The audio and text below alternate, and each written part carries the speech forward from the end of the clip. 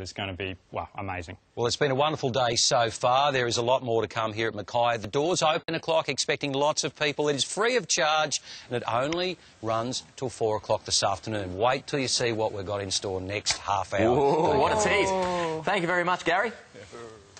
We'll check in soon. Well, every year in Australia, approximately 30,000 people die unexpectedly from cardiac arrest. In many of these situations, a defibrillator can mean the difference between life and death. Now Australian Hearts have started a campaign to recognise some of the heroes who've saved lives and the technology that helped them do it. Joining us now is spokesperson Guy Leech and cardiac arrest survivor Brett Orpwood. Guy, first of all to you, talk us through the campaign. Thanks for coming in here. No problems at all. Yeah. Well, the campaign's all about getting more defibs out there in Australia, and the numbers are pretty alarming when you start hearing that up to 30,000 people every year have a sudden cardiac arrest. Reality is that most people don't survive. The magic number to get a defibrillator on someone is around 3 minutes.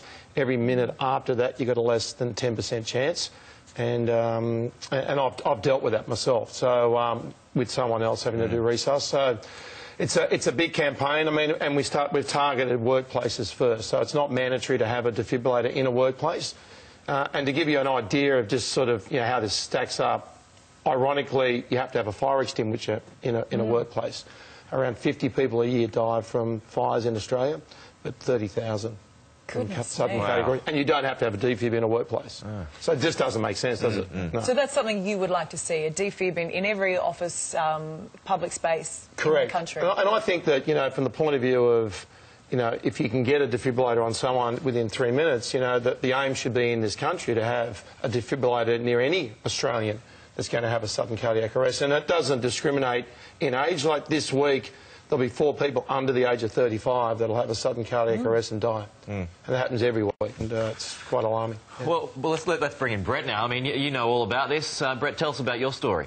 Yeah, I'm one of the lucky ones. A couple of days before Christmas, I headed down to my local park run to run that. So that's a 5-kilometre free-timed event every Saturday morning, and 40,000 Australians do park run every week.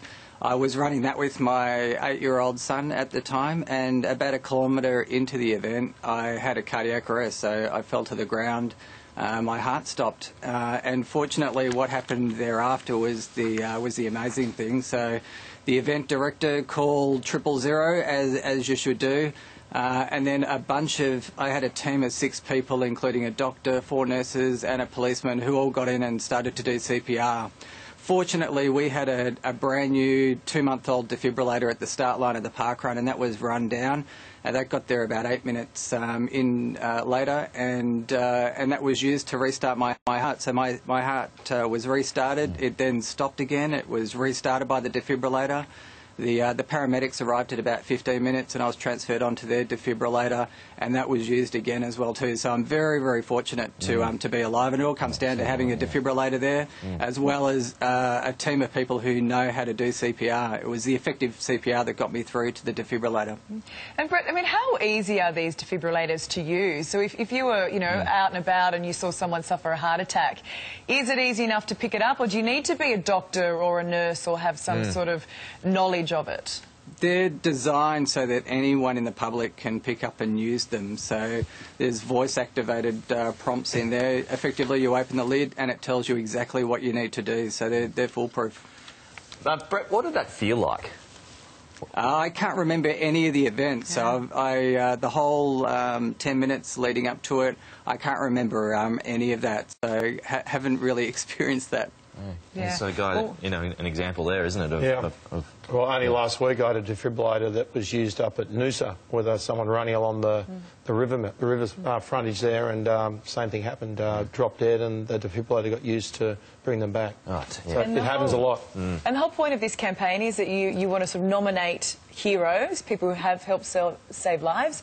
How do you do that? So you go to AustralianHearts.com. So if you know someone that's done CPR or used a defib to bring someone back to life, then they're a hero, and we'd like to know about that story and shed light on the whole issue. Good on you, Guy. Thanks, Brett. Thanks for joining us today, and we're glad you're here, man. I'm sure Brett is too. All right, well, coming up on Weekend Agenda, have you fallen out with a loved one?